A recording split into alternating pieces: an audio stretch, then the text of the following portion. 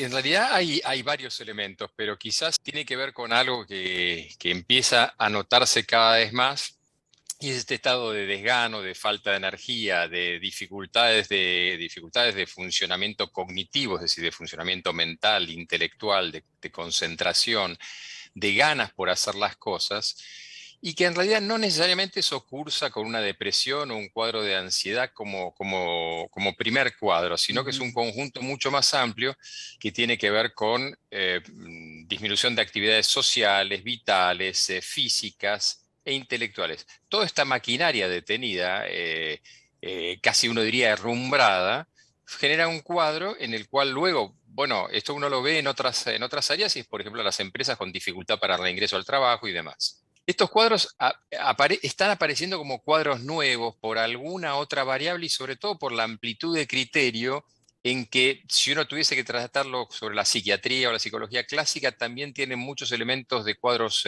llamaríamos fóbicos, que se llaman agorafóbicos, es decir, gente que no puede salir o le cuesta mucho salir de su casa, de su zona de confort, que esa zona de confort se va achicando cada vez más. Y claro, bueno, evidentemente eso vitalmente implica una depresión. Una depresión no es solamente el aspecto anímico, sino que son aspectos comportamentales, intelectuales y demás. A ver, es que el tema en algún punto, si bien efectivamente, como decís, varía según la, por ejemplo, tercera edad, que los han casi condenado a quedarse adentro en un inicio, recordarás y recordará la gente que nos está viendo, que Ujú. hablaban de toda persona por encima de cierta edad, se van a morir todos. Entonces hay una cuestión de miedo muy importante.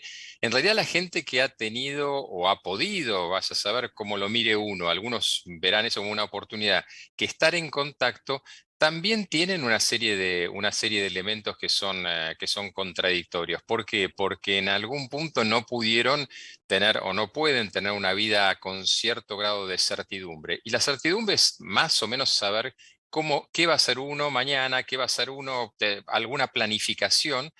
Y en esa incertidumbre, claro, uno genera una cantidad de síntomas psíquicos como ansiedad, como miedos, como retraimiento, que es un poco lo que se está viendo, ¿no?